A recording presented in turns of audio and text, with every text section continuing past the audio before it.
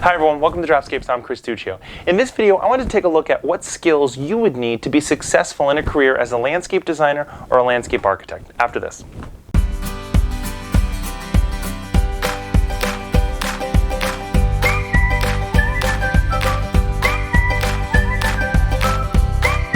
Hi everyone. So when you hear the term landscape designer or landscape architect, you can probably assume that that individual or that professional would know stuff about plants and horticultural knowledge or know how to build things within the landscape. But there's a variety of different other skills that are really essential for a professional landscape designer. So I want to take a look at some of those and what resources you can use or what is available to you to get better at those skills to become either a professional landscape designer, or if you're already a landscape architect or a landscape designer, how you can hone or tweak those skills a little more so you can get better at your craft. And while we do that, I'm just going to take a look and shoot some video on how I created this little landscape design sketch for a client. Okay? Okay, so although it might seem very basic, I think it's really important to just ask the question, what makes a good designer in the first place? And so if we pose that as a question of what makes a good landscape architect, I think that we could just essentially from that question identify 6 categories of skills that I would deem as essential. And so I want to go through those 6 categories. The first one would be the ability to build or construct functional, well-engineered spaces. So essentially, we're doing the bones of the engineering of the landscape. How do you build patios? How do you build walkways? How do you build planting beds? How do you construct these functional but beautiful designs? And so it's not just design, but you need to be able to understand how it goes together. And so much of the design discipline is sometimes wrapped up in plant specification or just designing pretty pictures that go up on a wall. But we have to understand that we have a need to actually build these spaces for our clients. And so we need to understand how to actually do this, the fundamentals of the actual profession. And so there's a variety of things that you can do with all of these different categories, 1 through 6, that I'll talk about. Really, again, there's a variety of different college level courses and university education that will teach you much of this. But if you're out of the field or you're out of academia and you're just looking to improve a particular aspect of your design, or maybe you just missed out on that particular class, you didn't really do well with it, and you want to just sharpen your skill at a particular category, I want to go through some of the different resources that are available. So the first thing is, if you really want to know how to construct spaces or landscapes, you need to actually get your hands dirty. And so, look and search for internships or jobs that are with landscape crews or with design build firms, and go out and see how these spaces are actually built. That firsthand primary knowledge is invaluable for learning how to build landscapes. And then there's also a variety of different other resources available through the ASLA website. Land 8 is a social networking site that has some information on that topic. And also there's a variety of books also. I'm going to just note a few books that I think are really essential ones that for each category that you should think about picking up for developing these skills. And the first one really is Time Saver Standards for Landscape Architects, and that's by Harris and Dines. And so, it's very well detailed, it's clearly organized, it can be adapted to really fit any individual needs of a designer. The real only big disadvantage of the book is its potential shelf life. So, the construction industry keeps on changing and evolving, different building practices change. So the resource is dated, so you need to make sure that you're staying on top of it. And that's why firsthand primary knowledge of the industry by actually building the landscapes is always going to trump any sort of education, either online or in book form. Now, there are other books as well that are pretty good at doing the same kind of thing as the Time Saver Standards, like Landscape Architectural Graphic Standards.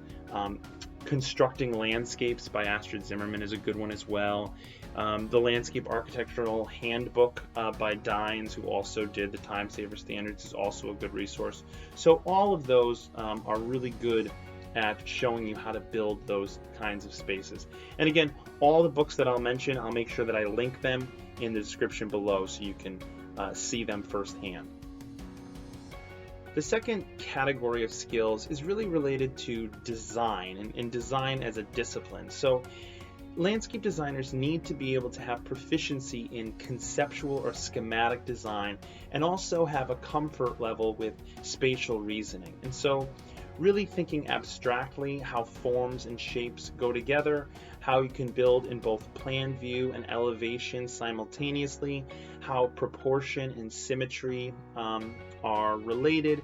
Those types of more broad-based conceptual design strategies are very important for a designer as they then take sort of the bones of their materials and make them come to life in a meaningful way for their clients. And so there's a variety of different resources that are out there. I really like the Ching book, Architecture, Form, Space, and Order. Now, although the big issue is that it's an architecture book, I think it does a really good job at applying a design methodology that a number of different disciplines can tap into. So it contains a wealth of excellent studies on establishing, organizing, and synthesizing just basic forms, whether it's for landscapes or for buildings, and it typically uses a variety of different images and texts understandably and consistently to show the reader how to do this. Obviously, the main weak area is that it's mainly applicable to architecture, but I think you could make your own correlations as to how that can apply to different structures or beds that you're creating within the landscape. There's also a variety of different books that are out there that aren't at the same level as this book, but that also do somewhat similar work in the landscape field. Foundations of Landscape Architecture by Norman Booth is a very good one that kind of ties in some of the conceptual design strategies, looking at form and shape and three-dimensionality of the landscape, how to make a space in which people can live in and be in, and what that means to create those sort of outdoor rooms. There's another book, Form and Fabric in Landscape Architecture by Catherine D. that's also a really good one that's out there. So, those are all also resources that are not to the same level as Ching and the architecture book, but are grounded more in landscape design. The next essential skill is one that I think everybody would understand, and that category is just horticultural knowledge. So it's important that designers possess extensive horticultural and environmental systems knowledge. Now, in landscape architecture, you might not necessarily deal with plants in the same way as a residential landscape designer or horticulturalist might, but it is important to actually know your plants and to know how your environmental or ecological creations are going to affect the microscales of the plants and habitats that you're modifying. So there's a variety of things that can do this. Now, there's a ton of different classes at botanical gardens or at your local state nursery and landscape associations on plant identification, rain garden development, native plant information. There's a number of different continuing ed programs through the ASLA that will allow you to enhance your knowledge of horticulture. But if you're really new to the field, you've never done this before whatsoever, the books that I would recommend, the first one is the Durr Manual, so the Manual of Woody Landscape Plants by Michael Durr. This really is sort of the essential textbook of ornamental horticulture for woody plants for landscape designers.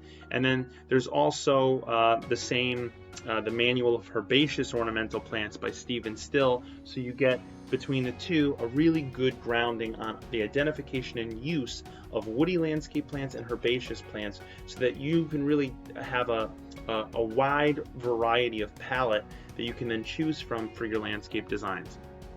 In terms of more ecological information for those looking for more research into how we can use ecology, Bringing Nature Home by Doug Ptolemy is a really new book, but it really talks a little bit about the ecosystem itself, both within a micro scale of a backyard, but also how those backyards kind of create this modern ecosystem of our suburban environment, and how we can tap into that to bring our natural environment into our designs. And then an older textbook, but also very good, is Design with Nature, and that's by Ian McHarg. It's a little bit dated, but it's a really good book on how we can delaminate, or essentially deconstruct a landscape into its constituent parts: soils, drainage, topography, so that we can then see how we're affecting all of those different little things with our designs. And so it's also a really fabulous book that can help you sort of streamline your understanding of the environmental impact of our profession. The next category would be sort of graphic ability. So designers really need to be able to retain the technical skills to represent designs through either traditional means, so hand drafting or hand drawing or sketching, or digital means. And so, so much of what this video channel and what I do is about is this category of skills, trying to create hand-drawn plans or understanding the skills of sketching so that you can draw beautiful landscapes for clients. And so obviously I've talked about this book a lot, but obviously the main one that I recommend is Landscape Graphics by Grant Reed. There's also probably, whether it's through adult education, your local community college, or your university setting, a variety of different drawing courses that you could take on. And I wouldn't necessarily just limit to drawing courses that are related to landscape architecture or architecture.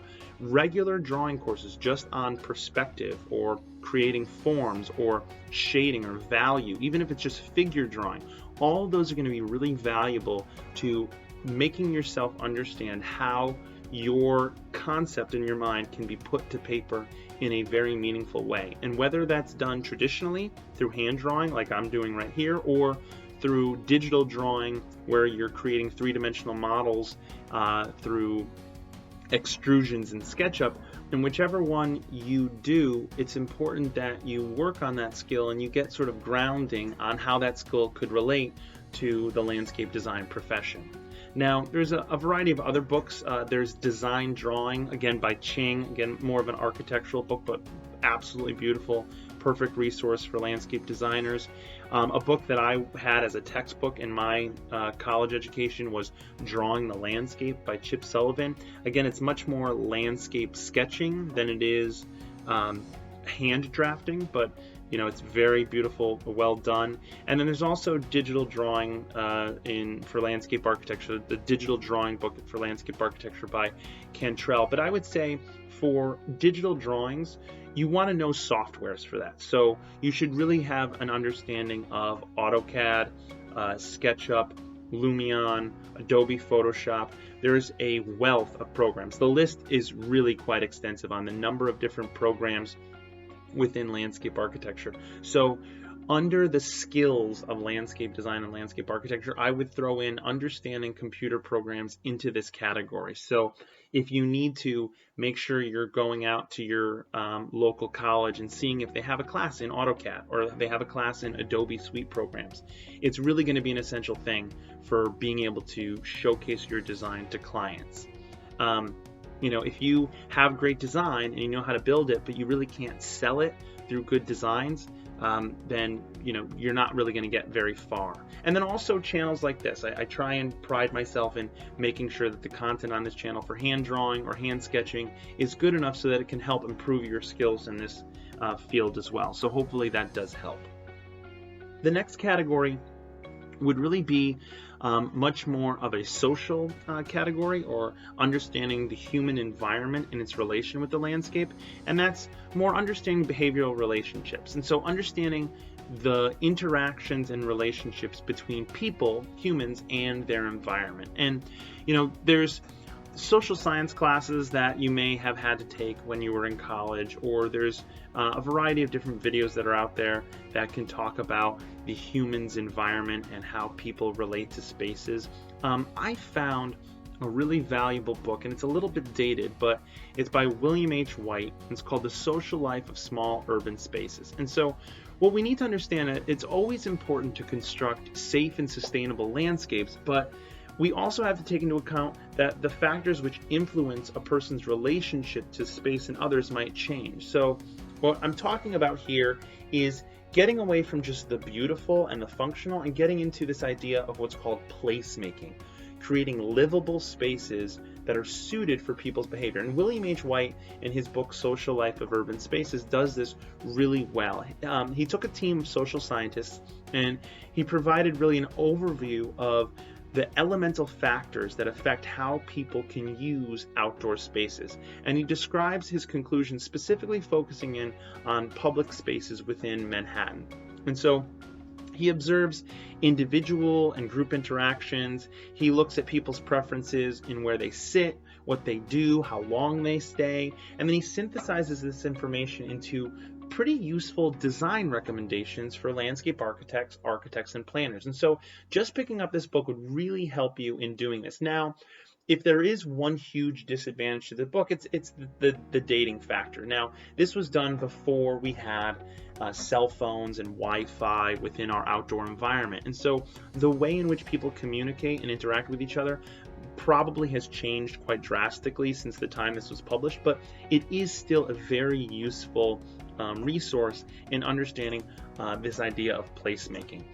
There's a variety of other texts that kind of do the same thing. There's a really good text by Rachel Kaplan called With People in Mind, Design and Management of Everyday Nature, which is a really good book. Thomas Church, again, a little bit of a dated book, but called Gardens for People, does much of the same thing that Social Life does, but trying to create more of an understanding for gardens versus just plazas. And then a book that I was actually required to read again while I was an undergraduate is called The Hidden Dimension by Edward Hall. And he talks a little bit about human interaction within interior and exterior spaces, which is really, really a nice book to have. And again, most of these are pretty short reads, so you can just, do a quick skim through them, find out which things are useful to you and take notes on them, and then check them out from your local library when you're done. So the last category is one that I often think is very overlooked within the landscape design field.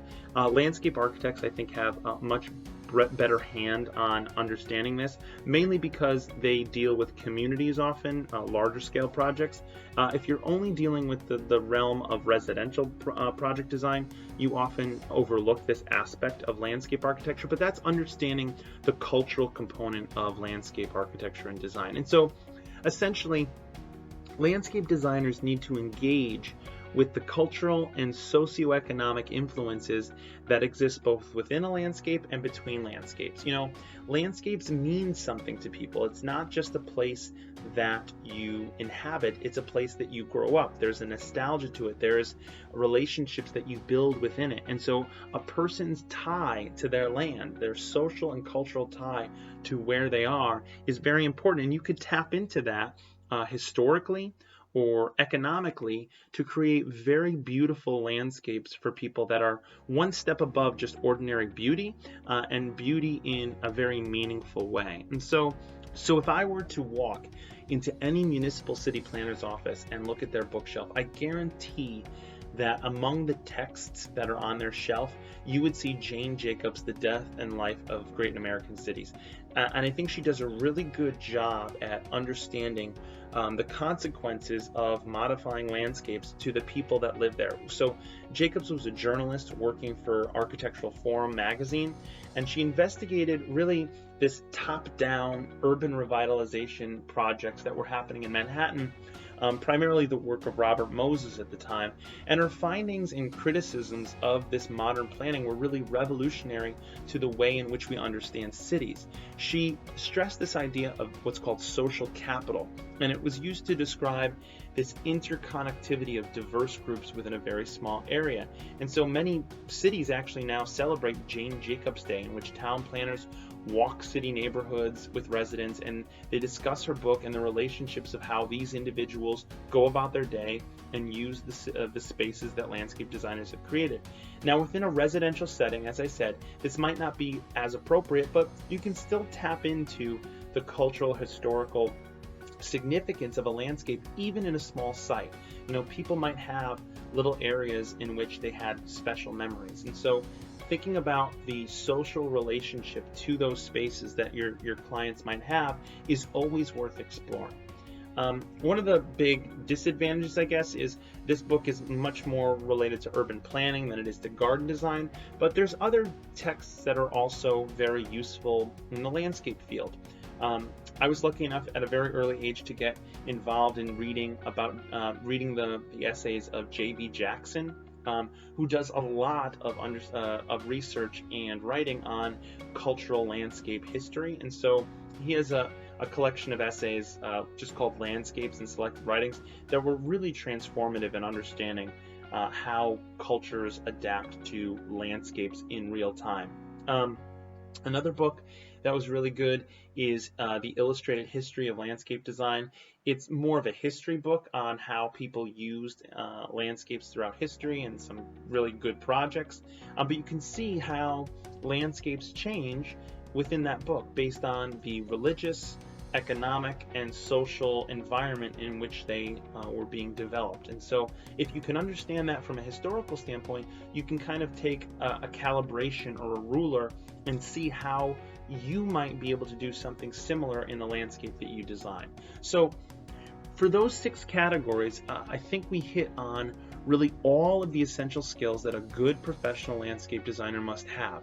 Creating functional spaces, having proficiency in conceptual or schematic design, possessing good horticultural knowledge, retaining skills to represent your design, whether it's hand drawing or digitally, understanding relationships of humans in their environment, and then understanding the cultural or socioeconomic influences that exist within landscape. So I think that really gives you a good broad understanding of the discipline, and hopefully you'll find one that maybe you need to sharpen up on, and you could find those resources that help you do that. Okay, so again, as I said, if you like the video, if you like the content, make sure you subscribe below. Also head over to draftscapes.com, where I have a variety of different articles on landscape design and landscape business development, and I'll see you at the next video.